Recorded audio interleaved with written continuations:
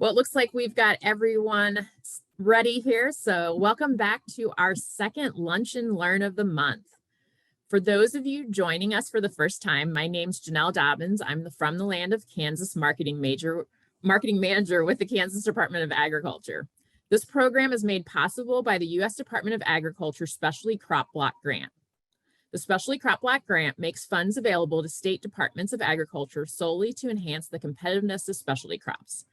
According to USDA, specialty crops are defined as fruit, vegetables, tree nuts, dried fruits, horticulture, and nursery crops, including floriculture, which we're going to learn more about today. Also, the Kansas Department of Agriculture is currently accepting applications for the 2022 Specialty Crop Block Grant Program. Complete applications must be sent to KDA no later than 5 p.m. on March 31st, 2022. So please find the link in the chat to learn more and submit your application by that time. Also, we're going to review just a couple housekeeping items. I know lots of you have been on mini Zooms, but we'll just cover these anyway. So during the presentation portion, please make sure to keep your microphone muted unless you're asking a question. And if you have a question during the presentation, you can submit those into the chat box and we'll make sure those get asked before the session ends today. The webinar is being recorded. The recordings will be available for a limited amount of time due to the contractual obligations with our speakers. The videos include copyrighted content and are made available for viewing by the Kansas Department of Agriculture only. So please do not record, sell, distribute, or share this video on social media sites. Recordings will be available by 5 p.m. this Friday. We will drop a link in the chat to register for next week's webinar on diversifying and scaling your operations, and also if you want to view any past recordings. So today we have Suzi Batdorff. Flowers have been a big part of Suzi's life. Her mom, Nancy, owned and operated a flower shop in Big Rapids, Michigan. Growing up, riding along on deliveries, learning the names of different flowers, and feeling the impact that a beautiful bouquet could have on someone's day made a huge impact on her heart. Before coming to farming full-time, Suzi managed restaurants while spending her spare time helping plant and harvest at Viavi Flower Farm in southwestern Michigan. She worked side by side with Wanda, her dear friend, second mom, and the original visionary of Viavi, along with Jim and Mary Hood. Upon the untimely passing of Wanda, Suzi knew she could keep alive Nancy and Wanda's legacies by honoring special moments and celebrations with beautiful flowers and their warm spirit of loving the land where they're growing. We're excited to have Suzi with us today. And with that, we'll play the presentation from Suzi, and then she will be live for the Q&A portion.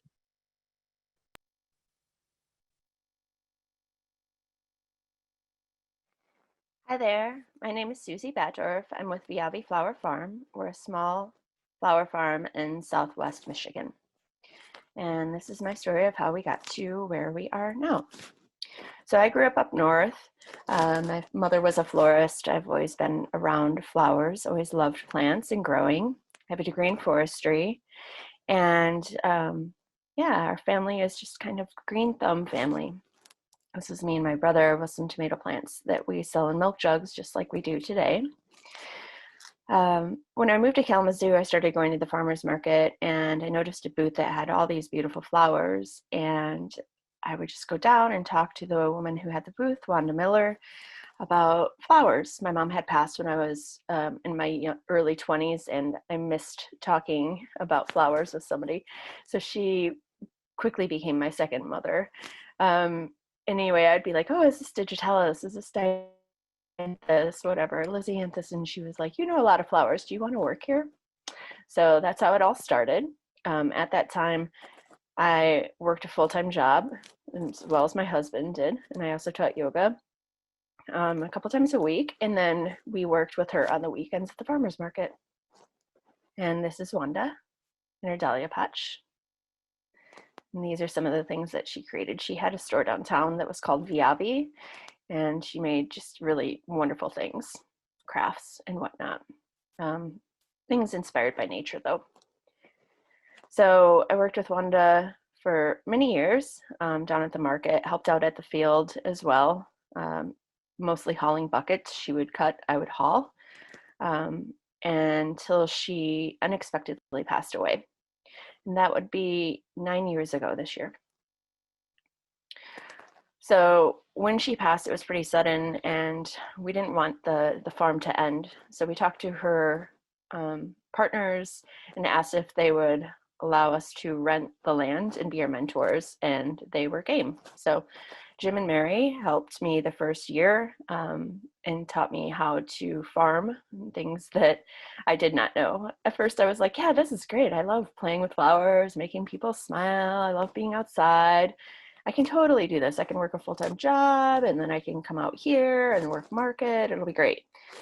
And yeah, it was great. There was quite a learning curve though. I think this is what people think of, when they think of flower farming, which is true. Much beauty to be had. This is about that, we like to say it's the 10 to 15% of the time. The rest of the time, we're out in the field and learning those hard life lessons. For me, there were a lot of them. This is Jackson, my husband, the first year with our first one plug of Lisianthus and our one bag of tulips. We thought we were getting crazy. This year we planted 18,000 tulips. So slow but steady. This is our first cooler. This is Amy. She worked out at the farm with me for several years when I first started. Yeah, we didn't check the temperature, as you can see. Froze right off.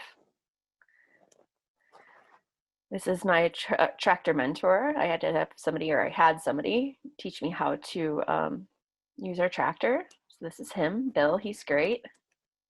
This is what I call the monster irrigation. I had no idea how to work irrigation or set up any irrigation systems before this. And long story short, those first few years and even now, what it rolls down to is us doing a lot of the work ourselves and trying to keep costs down and learning a lot. Luckily, we both are the type of personalities that love to learn, so it worked out great.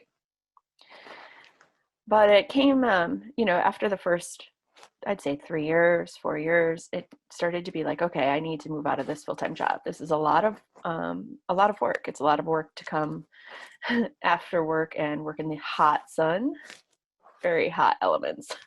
Even the dogs were hot. All night long, and then go back to my job in the morning and then back in the afternoon. And truly finding a pair of boots that can handle that kind of mud, it's a goal. So I really didn't want to give up on my farming dream or my flowering dream, but I needed to create a more sustainable plan. And the way that the farm had been set up with Wanda is she had 2 fields, 4 acres in one, 3 acres in the other, and they sold only to markets and then wholesale to Chicago and to Grand Rapids. And after those few years of just growing, I realized that really wasn't going to be what I wanted. And that's just my personal decision, but I didn't want to spend that much time in the field. I wanted to see if there were other avenues that I could make revenue that tapped into my creative side a little bit more, but still let me grow.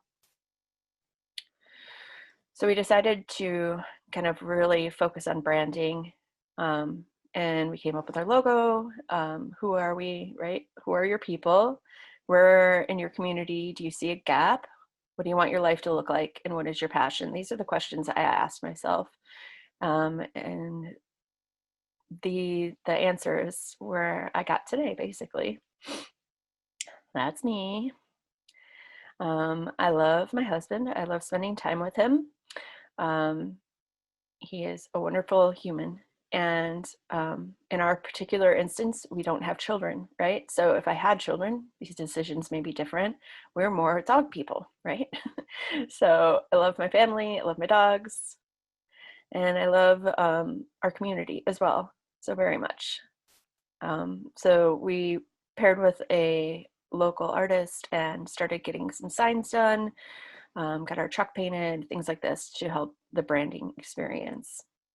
And I think it really reflects us in a way that you can't get off of some internet provided service. Let me put it that way.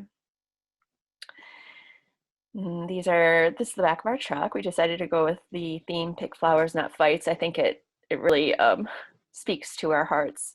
The front of our shirts say fresh as heck. We love to use the term freshies as a hashtag, as what we offer to people. The freshest stuff around. Grown, not flown, right? But ours are freshies. So these are shirts we came up with. Super cute, and our artist designed them for us. So who are our clients? You know, out at the farm, we're a bedroom to lake community. I think there's 4 lakes out in the area. And so we have a lot of golf carts in the summer and a lot of people coming out to our honor stand. So this picture is a few years old. The price point has changed. I think we're at 10 now. But we like to keep something at a lower price point out at the farm for people to come up just for fun. I don't consider this part of income. It's more of marketing, but they can see the farm from there and take a look around and then grab a bouquet. We call it an extreme honor stand, meaning we do not lock the money box. So we just like people to be trusted and see how they do. And so far, it's been a great experiment. In the future, we would perhaps like to make more of a storefront here. That's something we've talked about. But right now, it's just not a main focus. These are some of our customers there. And then this is Kalamazoo, nice diverse crowd. We've got the farmers market. We've got one of our wholesalers, farmers market, another farmers market. So knowing who you're selling to, I think, is key, right? Who are your people? There's our business cards. They have the website on the back and some of our other marketing that we went with. Spring bouquet, spring bouquet. And then in our timeline, you know, COVID hit and things changed, as you know. We had weddings booked at that time and they all pretty much shut down. And the farmers market shut down. So we kind of had to figure out what we were going to do pretty quickly. And we decided to do a pop-up in a little parking lot where there was myself and one other vendor just right away until we kind of got our footing going, and people were nice enough to come and support that. We also worked with another coffee house who had a pickup from local businesses where they could order online and then pick up at their store outside. So we did that for the first little bit and it kind of kept things going, but I thought of it more as, okay, this is the kick in the butt I needed to get the website up and really running. So we hit the website pretty hard. We had used it before, but we put a lot more into it and got sales going. For me, that meant a lot of infrastructure that I didn't necessarily have. I took credit, different ways to take money, different platforms there to get the sales up and running. But it was all doable. That's my point, right? And I do like a good kick in the butt. So this was what it took for me. So we got the shop up and running. And then we could offer we started with flower subscriptions. There are people who weren't going to go to a parking lot even, but still wanted flowers. So we decided to deliver them to their door. And because we were doing that delivery, we decided to offer everyday delivery as well, just like any traditional florist. We also incorporated some local Henstooth Homestead eggs. So we got some poppy plants here. We've got fresh cuts and tomatoes in the back. So it was a really nice delivery system. Yeah, and here's some pictures from our deluxe floral arrangements that we offer online. This would be our version of what compares to ordering from your typical florist shop or FTD or online sales. Another component of our company is we really wanted everybody to be able to get flowers. This trickles all the way down to our weddings, but for instance, online, if you order over a certain price point, you get free delivery and a card. But we wanted there to be a smaller price point, so we decided to offer the traditional mason jar. The mason jar you can get delivered to a house for $25, $28 with a local card, meaning a card designed by a local artist. And it was important to us to have something to fit people's price points. we also do allow pickup as well. And then we really started boosting our weddings as well. That downtime during COVID allowed us to get with some other event spaces and photographers and do some stylized shoots. And this is from one of them. Stylized shoots are a wonderful way to get great photo shots for promotional material. And we did a lot of small intimate gatherings. This is from a Zoom wedding. And lots of intimate gatherings. So on my end, from the design component of weddings, I had more time to focus on practicing bouquets, practicing different styles that I wanted to learn, which was great. Happy couples. Okay, so then we decided, the website was doing good. We needed to add social to it. So these are the things we considered when we decided what kind of social we wanted to do. What kind of personality are you? Facebook versus Instagram. The educator, the person who offers reels, online workshops. The goof, that's me. Pretty things and promos, shots of highlights and farm updates. Do you want to incorporate your private life with your business or keep it separate? And then social justice and opinion. So we really decided that we wanted to keep our private life pretty much private. So I keep the opinions pretty basic on our Instagram. We decided to go with Instagram primarily over Facebook because of time primarily. Facebook takes a lot more time. Not saying it's good or bad, just for me, time is always an issue, and making sure that I have enough time for myself and I'm scheduling that well. I love doing reels and goofy things. I think that our place we've decided to be is someplace that people can go. I imagine they're at work, maybe inside, and they just want to see what's going on outside. They just want something light and pretty. And, maybe it's winter and they want to see something blooming. So we primarily use it for that. Goofy things, shots of my dogs, lots of those. I will do vacation now and then. And then farm updates where you can find us. And that's pretty much that. I'm not saying that's the correct way to go. I'm just saying it's the correct way for me. There's so many different things you can do and so many wonderful, wonderful ways that you can utilize these social platforms. You can do lots of online workshops. You can do education. Even if you're in farming for flowers, for instance, but you have goats, you could do goat education. The potential is endless. You can use it for social justice and getting the word out there. But it's definitely something to think about how much time you want to put into your social. For me, I do love posting to Instagram stories. We primarily only post to stories. It's pretty quick. It doesn't take a lot of time to post as much as like Facebook would. So I can just shoot pictures 3-4 times a day. Pretty quick. Takes me maybe 15 minutes. I love it. Here's some of the ways that we use our Insta. Staffing, animals, of course. More funny staff photos of how dirty you actually get. Yeah, that's a great photo, isn't it? Looks very safe.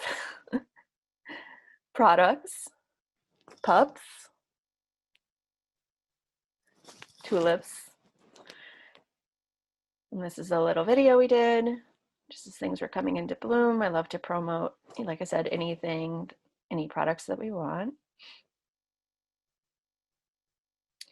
Lots of boomerangs. Like to keep it goofy. And we drink a lot of coffee. She didn't actually drink all of that, but it's a great photo.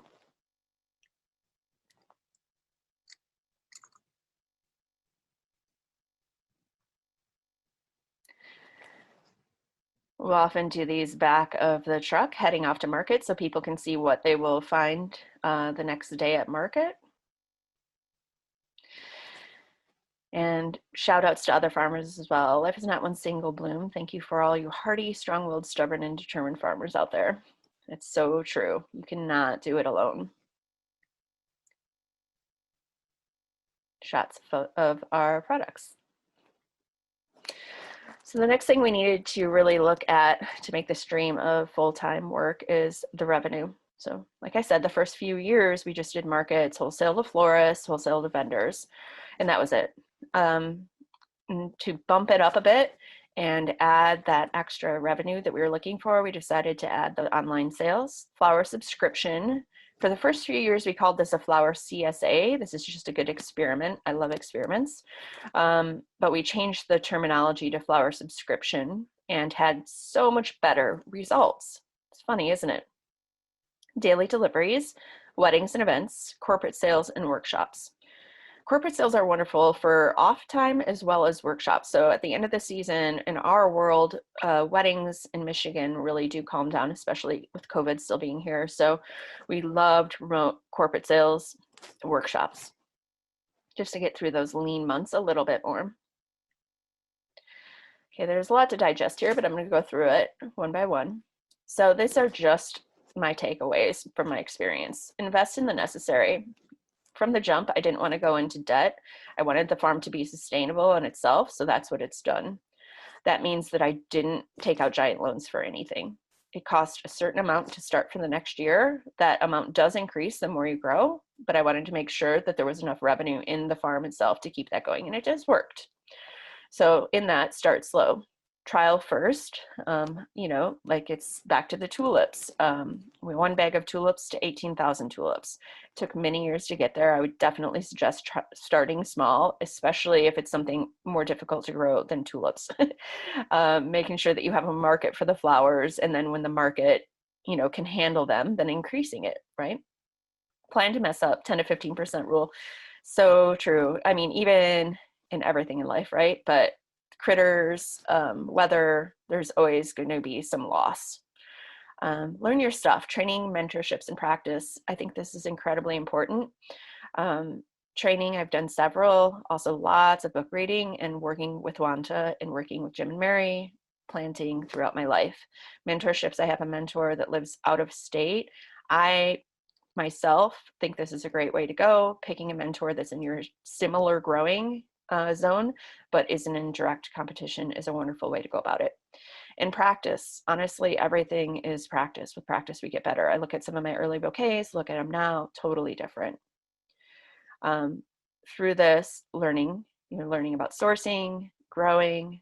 Sourcing goes to everything, seeds, sourcing flowers themselves, cut flowers, growing varieties, yearly trends, very important, and stem worth. Managing expectations. Farming is hard. Unexpected things will happen.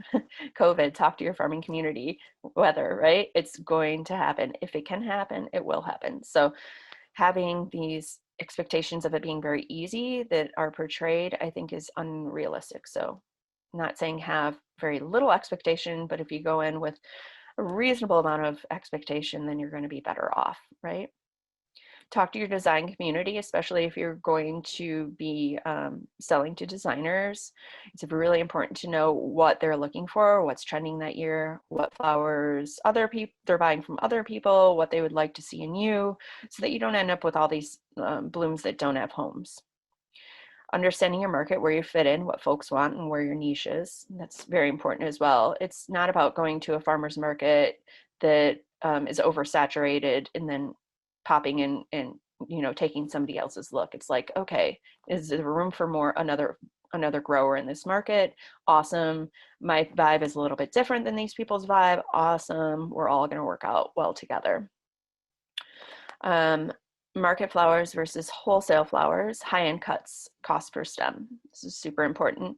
In my world, for the most part, anything that grows in my field, especially in the back two fields, are for farmers markets. The high-end cuts get cover under hoops and raised beds. They just are closer to where I can take care of them. They cost more per stem.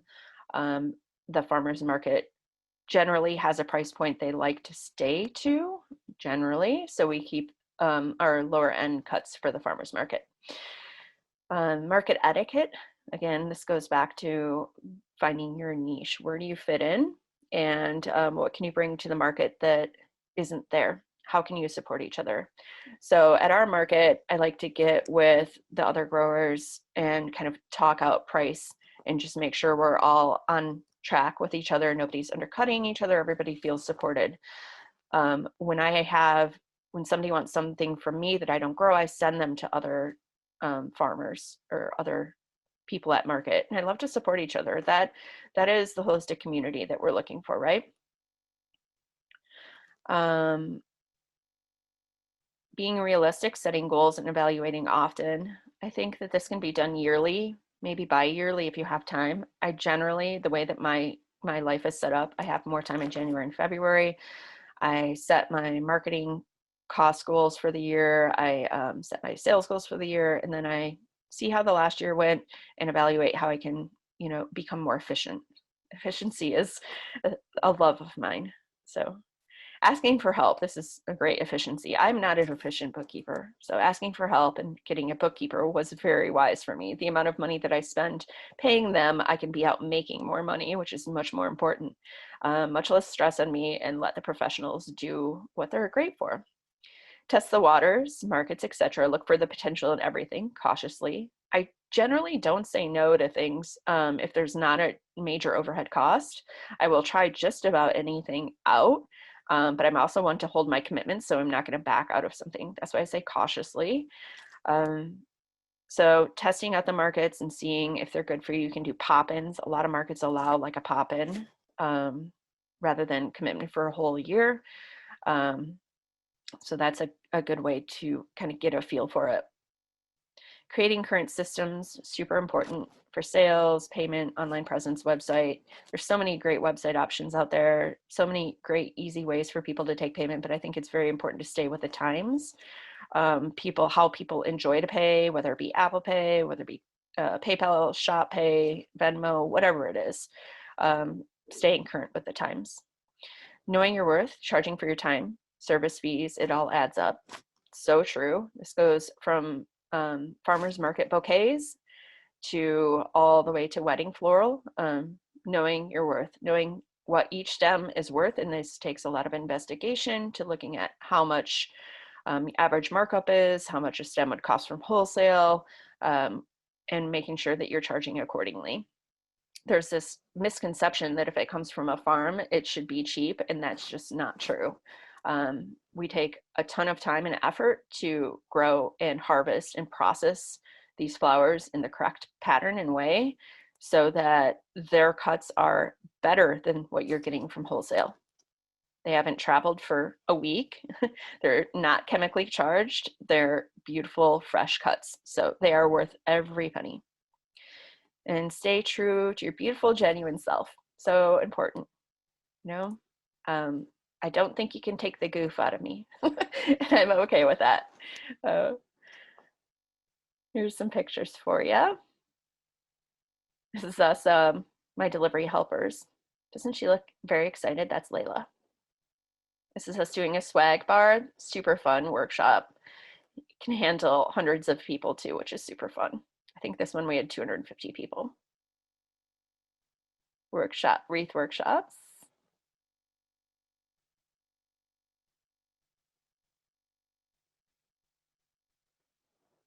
This is from a first pop-up that we did for Valentine's Day this year, and it was super fun, super fun.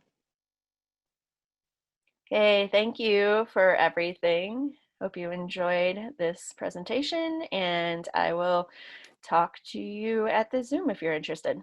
Okay, bye-bye. Okay, everyone, remember to be dropping in questions because I'm sure you have them for Suzi. We have a bit of a reel here of the beautiful flowers. I enjoy winter, but I must say, watching her presentation, I am so ready for spring, seeing all these gorgeous flowers. I'm like, oh, I really want a bouquet in my house also right now. So as I said, make sure and pop in those questions to the Q&A because there were lots of good hints, not only on floriculture, but also on just running a business. So I'm going to turn it over to my coworker, Robin Bloom, and also back to Suzi, and they're going to do the Q&A session.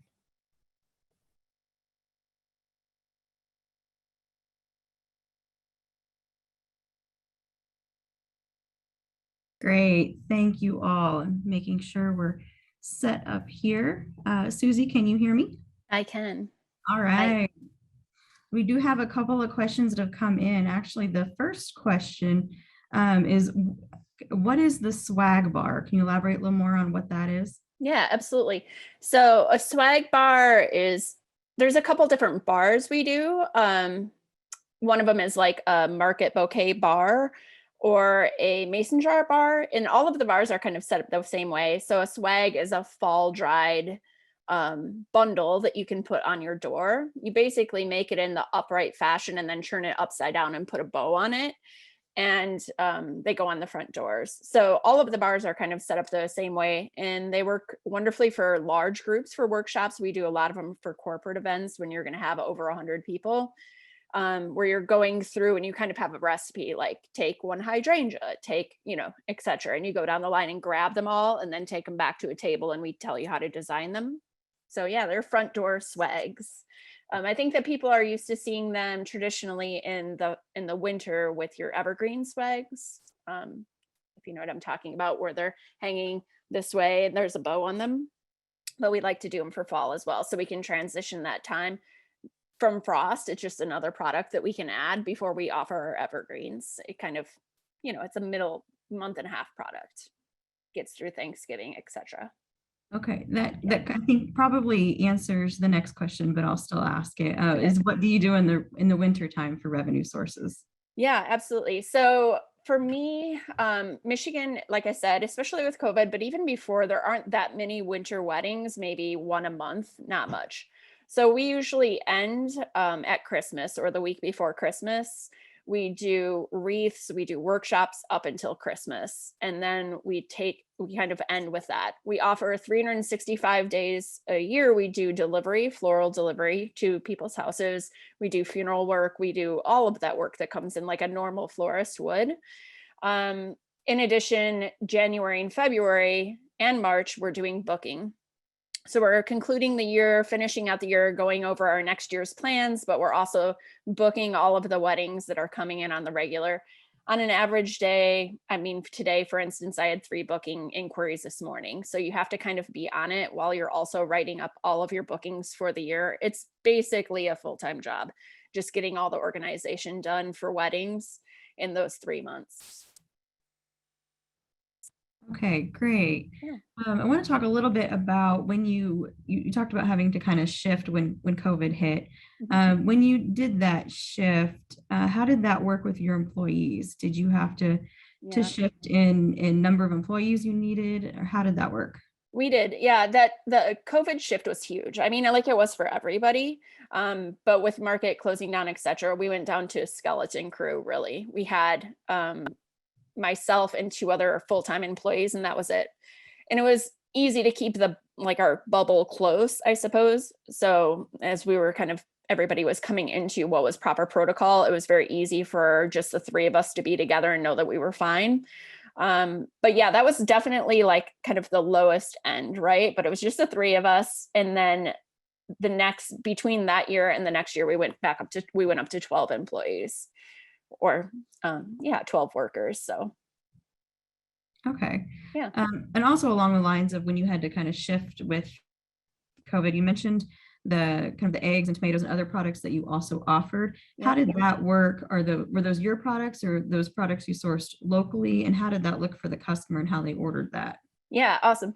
So when that happened and we started the shop and online delivery, people were really excited for products. So we actually grow heirloom tomato plants, the ones that I showed you in the milk jugs, but we don't carry them through, meaning we don't grow them all the way to the tomato. I supply some spring crops just to kind of, fit that little bit of time before your field crops come on. When you have your hoop house and then your field, there's a little bit of a space there. So we have herbs, we have some flowering plants, we do plugs, we do cut gardens, things like this. And people were really excited to get more local products. So we added my friend's Kendra from Hen's Tooth Homestead, a homesteader. We added her eggs and her maple syrup, and people loved it. So, I think the coffee house that I spoke to, they did a full gathering of the community, and had a great response where they had, bread from the bakery, all these places that were closed basically, but people could get them all in one spot. Wow. Yeah, it was great. nice. Yeah, great way to come together. We're getting a lot of good questions in. So I have Awesome. the next question is what is the size of your flower farm in acres and how much green space do you use? And also how many hoop houses or what do you use for hoop houses? Yeah, so we have 4 acres. Wanda, like I said, when she started, she did the 4 on the lot I'm on now, and then there was 3 additional. So we do 4 acres now. There's 3 different plots that I have it separated into. There's spring, summer 1, and summer 2. And it's the land itself is an old apple orchard. So it's surrounded by an old apple orchard, basically, that's been overgrown. It's really lovely land. We have we have a prop house, and then we have 3 tunnels, and they all have names if you want to know. There's Mama Bear, Papa Bear, Baby Bear, and MJ. I know because we do this. But 3 unheated tunnels, and then Mama Bear, the propagation house. Does that answer that one? Yes, I think that does. Okay, cool. Yeah, thank you. Yeah. The next question that has come in is what are some good resources for next year's trends? Or what are some shifts that you see in the industry?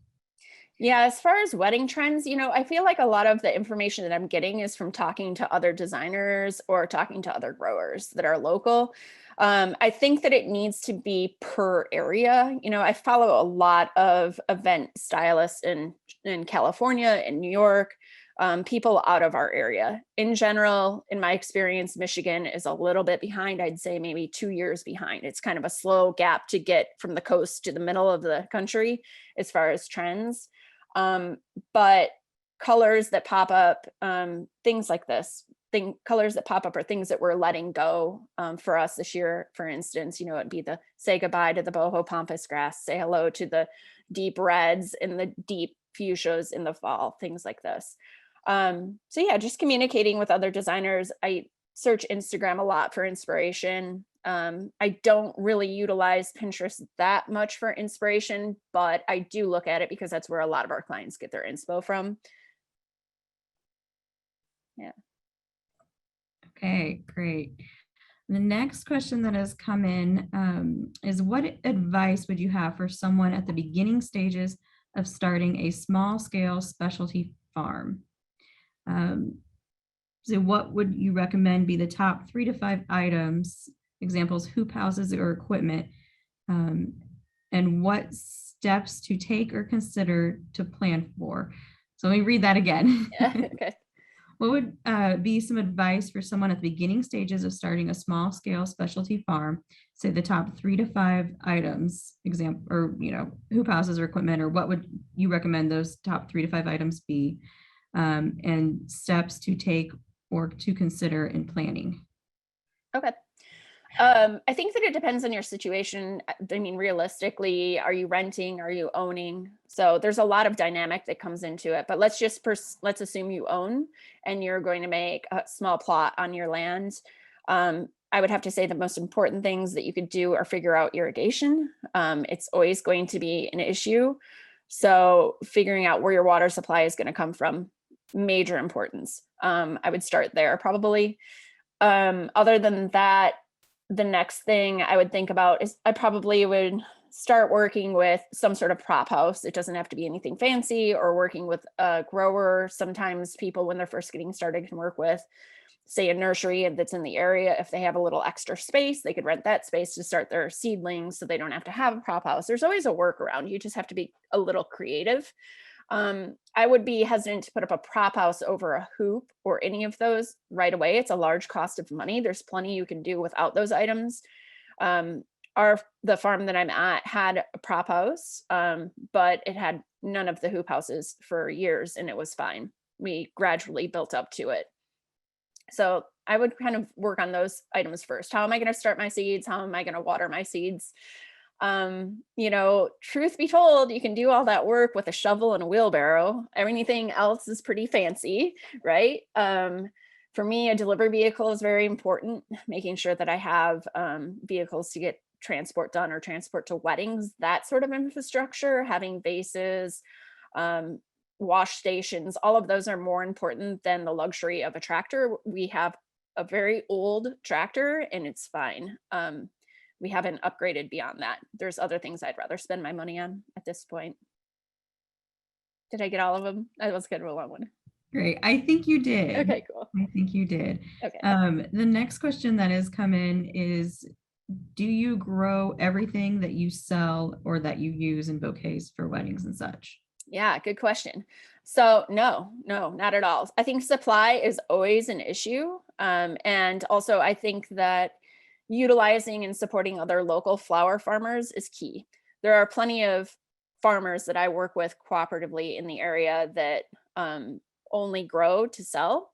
So this is kind of how we break it down. When we're doing our farmers market, we only sell flowers that we grow and cut to the farmers market itself. But for weddings, we average about 85% local. So our recipe is that our design component buys from our farm, and then I buy from 2 other local growers that I trust the quality of. They're flower only growers that only sell wholesale to designers. So I buy from them, and then I bring in wholesale, and wholesale is typically 10 to 15% of what I bring in. And honestly, it's things that I just don't grow at this point enough to compensate for. Although I did buy a lot of rose plants this winter, because in the winter you get all, you want all the plants because it's winter.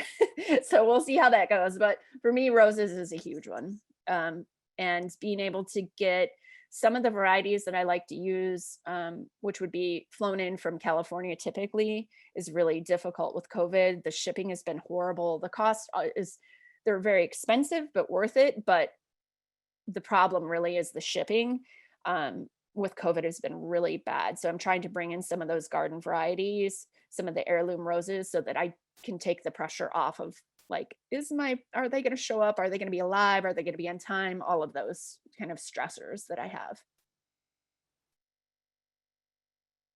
Yeah. Great. We're still getting some great questions in. So we looks like we still have some time. So just a reminder to our attendees, feel free to keep typing those questions in as we go along here. So the next question we have for you is, how do you figure out your pricing per stem? Really good question. Really good question. So there's a couple of things you can do. For me, I just really investigate a lot. So I utilize my wholesaler. I see what their price per stem is. I bring in a lot of their product and I'll compare it to my product. I like to know how I'm paring off. And then I also work with, like I said, the 2 other local growers and kind of go off of their prices as well. So what happens on the east side of the state, this is a great resource too. There's a flower co-op. And I think that they're becoming more and more popular across the country. And I love that, where growers can bring their product in and have kind of a consistent price point or consistent, it's not a set by any means. It's not like that, but so that everybody can have some sort of consistency in pricing. I have a friend who belongs to that co-op over on the east side of the state. And she's like, it's wonderful. I can bring in my product. All I have to do is, say what I have available. I bring it in, they sell it for me, and then I can focus on growing. How nice would that be if we weren't concerned about like all of these other things, and we could kind of just generate more time toward growing and designing ourselves. So those are the methods that I generally use. What is the market average for the area? What are other growers selling it at? Accessing the co-op list and seeing what they're growing as well. Knowing they're the east side of the state to the west is going to be a slightly different market, but still within range.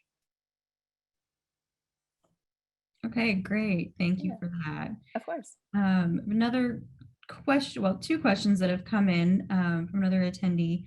We'll do one and then the other. So what sales avenues have proved the most successful or profitable for you? Is that the CSA, farmers market, the farm stand, the weddings, you pick, etc.? What sales avenues have proved most successful or profitable for you? So for our company, weddings are the most profitable, and that is a time-based as well, right? So markets are a lot of work. On average, we take somewhere between 35 to 45 buckets. We design on hand at market. It's quite the production. It's really fun, but it's a ton of work. How many people it takes, workers it takes to plant, harvest, pull it out of the field, get it to the market, the whole thing. It's a ton of work. So if you're figuring in the labor, et cetera, costs, then weddings are always going to be the best. We offer 3 different packages for weddings, and I think that that's quite unique and needed. It's something that isn't as common in the design community, where there's only designers that aren't farmers, right? They're not farmer to florist, they're just florist. But we offer a full service package, right? That includes everything: installations, tear down, rentals, sky's the limit. We offer an a la carte, which is super popular, where we might do the wedding flowers and the detail work, and then give you buckets for your tables, and then you do the tables yourself. And then we also still offer buckets, where it's just DIY buckets for people who have limited budget or just want to do it themselves. And those last 2 options are becoming increasingly not as common, and they're super popular for us. So if I say, if you're a grower who's been doing some wedding events, and like the components that you would need to do design yourself, offering those to your customers is great. Like I said earlier, our theme is everybody gets flowers. So those buckets are great. We've even had people who didn't really have a budget for flowers for their wedding, and we just traded them work. So we really want to make sure everybody gets flowers. That's great. It is. Yeah. That does make you very unique. Yeah, it's fun. This attendee had another question. You touched on wholesale a little bit. On wholesale, are your accounts with local shops, wedding designers, grocery, or other commercial organizations? Can you say it one more time? For wholesale, are your accounts with local shops and wedding designers, grocery, or other commercial organizations? Okay. Yeah. So when I consider wholesale, I don't consider this selling to florist. It's a similar price point, but it's not. It's a separate entity in my brain. So our wholesale, I would consider that to be specialty shops, groceries, co-op, things like this. We do wine stores, we do cafes, anywhere we can sell market bouquets and or farmers market items. Typically those places, they would utilize a market bouquet or a mason jar during the holidays, meaning Mother's Day, Valentine's, etc. Then we open up our other offerings, our online kind of higher price point offerings to them as well. So they can bring in orders and then, have that as a hub for delivery. And it helps boost their sales as well, which is good. Okay, great. I think I may just have one more question. So I guess this is kind of last call. If any other attendees have some questions, please feel free to get those in the chat as we cover another question here. So the next question is, what is the hardest part of being a flower farmer that you didn't expect to be so difficult? Oh, yeah. I think I think I fell victim to it just like everybody else. It's like, oh, I love being outside. It's just the best ever. And then, for the first 2 years, and, it's a constant reality or constant something that I work on. I think I took maybe 2 days off, maybe the entire year. It's a constant thing. It's like having an infant all the time, basically. As soon as you open the greenhouse, you have your prop house going, you're attending to it consistently until the end. There's no real easy way to get a lot of time off when you're growing a business. So I think that making sure that you have, like I said, utilizing those smaller steps so you can kind of plan so you don't get super stressed out. Over the years, I've gotten much better at planning me time, like I get a massage a month. When you're working outside in the field, you're going to need it, right? The body gets super sore. Making sure that you have nice distinct parameters that you put forth. The phone is not getting answered between these hours, and these are my days off, right? Making sure that you're actually taking time for yourself so you don't get to that burnout ratio. I think that that's kind of the most important thing when you're first getting started, because most of us are very eager, right? So yeah, burnout can be real. So take care of yourselves. Yes, finding that work-life balance is very important. It is. Let's see, I think we do have another question here. So I think you did touch on this a little bit. I'll go ahead and ask. It's a couple of questions. How does your labor and workforce look? Are there volunteers on, or others on the payroll, or is it just family? Yeah, so nope, it is all workers. And I have 12 people that work. It's kind of broken down into different elements. It is just myself. My husband helps me do building, etc. But he has a full-time job. He's a brewer at Bell's. Go Bell's beer. Everybody drink it. Um, but he will help on his time off. Luckily, he's on 410. So, this is, the life of being married to me. So he works 410s. The day he has off, the next day he has it off to just relax and be him. And then he helps me with deliveries on the next 2 days. Delivery is always, something. There's always a lot of delivering to do, but it's very beneficial and it's good income. So it's not like something I'm going to poo-poo at this point. The rest of the designers, there's 3 components. You're either field crew. Field crew generally works with markets. And that's kind of the introductory way that people come in. They need to get to know each plant. Each plant has a specific way it's planted, harvested, treated. So if you're not really familiar with flowers, that's just the best way to start. We start people on field crew. Field crew takes care of markets. And then we have wedding crew who does processing, designing, setup. The setup and installation element becomes freelancing. So they're at a different price point. So there's kind of 3 different things. Then we have people who just work market on Saturdays. It's all sorts of different people for all sorts of different needs. Have you had any struggles in finding workforce? We're pretty lucky, knock on wood, but I think that we pay really well. Let me put it that way. I think we do well, and we provide a place that's really fun to be at.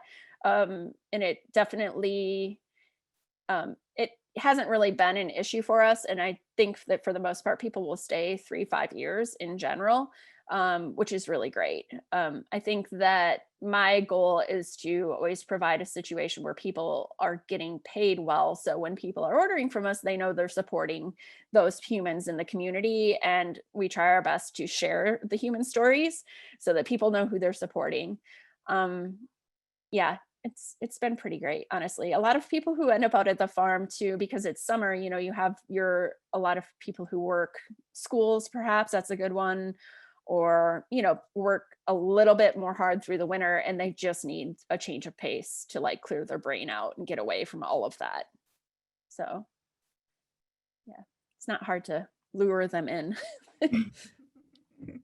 Well, good. That's good. Well, thank you for all the great information today. Yeah, of course. Anything else you'd like to share with our attendees today? If not, I'll turn it over to Janelle. No, just keep growing, just trial and error and have fun doing it. And that's all that really matters. People love flowers, and, they're the best thing around, I suppose. Even the darker things get, we still can look to flowers every day and find happiness. So, okay, thank you. Absolutely. Thank you. Thanks. And I'll go ahead and turn it over to Janelle. Okay, thank you. Thanks so much, Suzi. Literally, your ideas, hints, and presentation were as vibrant as all those pictures of your flowers. So, Awesome. and you're definitely, you know what your philosophy is, and it comes through when you talk about your business and when you talk about what you do for marketing and everything else. And so that was just really great. So thank you so much for joining us today. I think everyone, no matter if they're growing flowers, if they're growing vegetables, what they're growing, can have learned a lot of things from all of your hints. So we really appreciate it. Thank you. And if all of you listening today, if you want to discover more resources, or if you're interested in becoming a From the Land of Kansas member, or aren't even sure what that is, we're going to be dropping information in the chat about that. And then one of our last questions we'd been talking to Suzi about was if she was having any workforce issues. Because in an effort to better understand current workforce issues, trends, and needs within the Kansas agricultural industry, the Kansas Department of Agriculture is calling on industry partners to help identify the workforce needs among the agricultural employers in the state by conducting the second Agricultural Workforce Needs Assessment Survey. So I'm going to be having my coworker drop in the survey link there. It does need to be filled out by April 8th. It shouldn't take more than 15 minutes. And it doesn't matter if you have one person working for you on the workforce, if you have additional needs, any needs you might have, we would love for you to take that survey so we can help get those questions answered. Otherwise, we will plan to see you back here next Tuesday at 12 p.m. as Michael Kilpatrick joins us for his presentation on on his presentation just about diversifying your plans in your farm. So if you have questions in the meantime, please email us at fromthelandofkansas@ks.gov, which will be dropped into the chat box also. And you can send any questions and we'll help get those answered. But otherwise, thank you and have a wonderful afternoon. And hopefully those flowers will warm you up on this kind of colder weather that's across Kansas today. And you can start having good thoughts about the spring weather that's coming eventually. So thanks, everyone.